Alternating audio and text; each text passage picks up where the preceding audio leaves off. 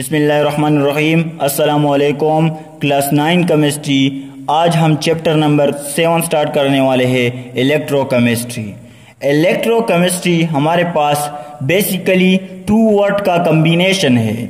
एक हमारे पास है इलेक्ट्रो और दूसरा हमारे पास है केमिस्ट्री।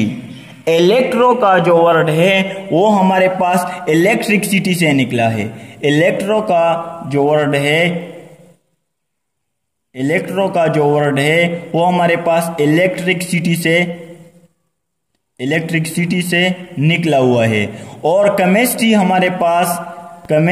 हमारे पास साइंस की वो ब्रांच है जिसमें हम किस चीज को स्टडी करते हैं, मैटर को स्टडी करते होते हैं। अब मैटर के हम किन चीजों को स्टडी करते हैं, तो कंपोजिशन ऑफ मैटर को हम स्टडी करते हैं, composition of matter, structure of matter को हम स्टडी करते हैं, प्रॉपर्टीज ऑफ मैटर को हम स्टडी करते हैं, और इसके साथ साथ केमिकल रिएक्शन को हम स्टडी करते होते हैं, केमिकल रिएक्शन ऑफ मैटर।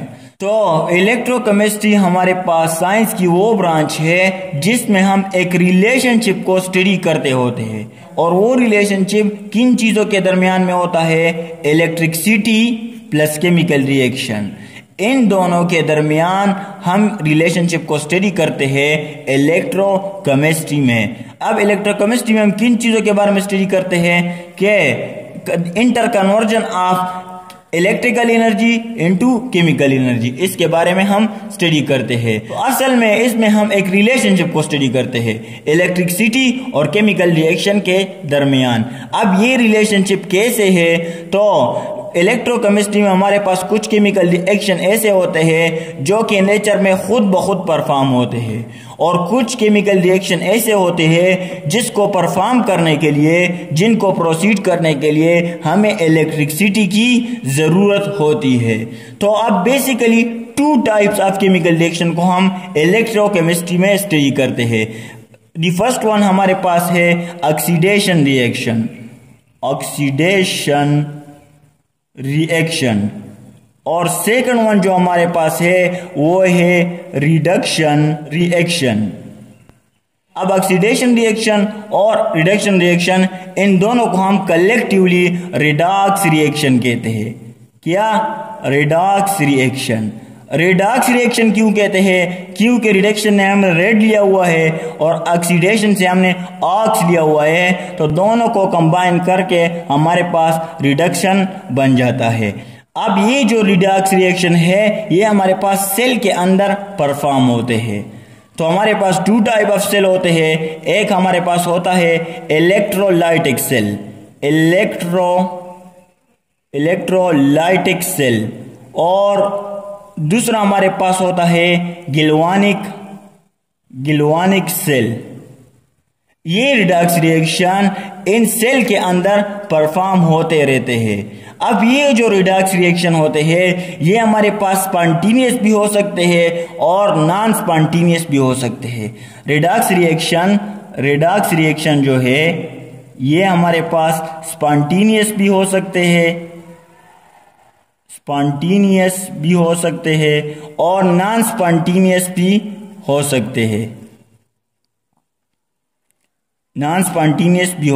हैं। तो सबसे पहले हम आइडिया क्लियर करते हैं कि स्पॉन्टेनियस रिएक्शन कौन सा होता है और नॉन स्पॉन्टेनियस केमिकल रिएक्शन कौन सा होता है।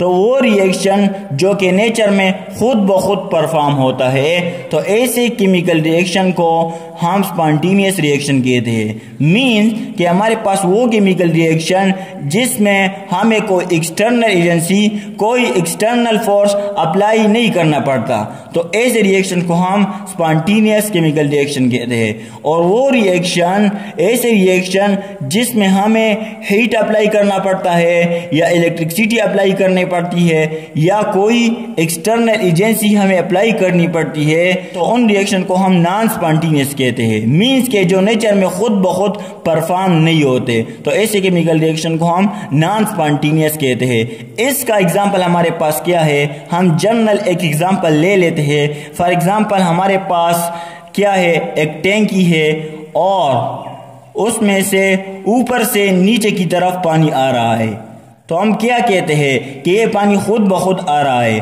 तो ऐसे केमिकल रिएक्शन को हम क्या कहते हैं? ऐसे केमिकल रिएक्शन को हम स्पॉन्टेनियस केमिकल रिएक्शन कहते हैं।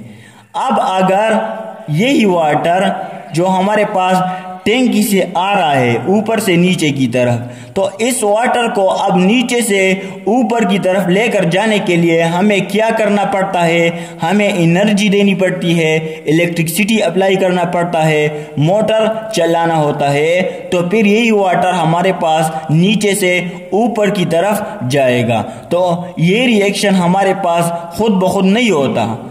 जो रिवर्स रिएक्शन है ये हमारे पास खुद ब खुद नहीं होता। इसके लिए हमें एक्सटर्नल एजेंसी की ज़रूरत पड़ती है, एक्सटर्नल फोर्स की ज़रूरत पड़ती है, और वो है इलेक्ट्रिसिटी। तो ये वाटर हमारे पास नीचे से ऊपर की तरफ जाएगा, और ऐसे केमिकल रिएक्शन को हम नॉन स्पॉन्टेनियस केमिकल रिएक्शन कहते हैं। वो रिएक्शन जो कि नेचर में खुद ब खुद परफॉर्म होते हैं स्पॉन्टेनियस केमिकल रिएक्शन।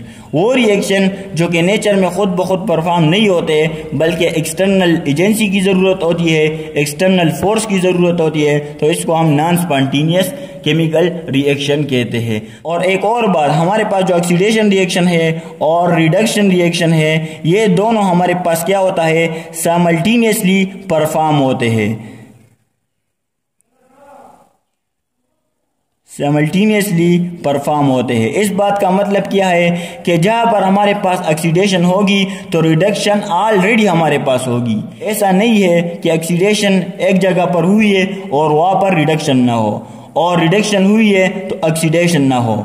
अगर ऑक्सीडेशन होगी तो रिडक्शन ऑलरेडी होगी, अगर रिडक्शन होगी तो ऑक्सीडेशन ऑलरेडी होगी, क्योंकि ये दोनों रिएक्शन हमारे पास साइमल्टेनियसली परफॉर्म होते रहते हैं। सो ये हमारे पास थोड़ा सा इंट्रोडक्शन है इलेक्ट्रोकेमिस्ट्री के बारे में। Okay, thanks.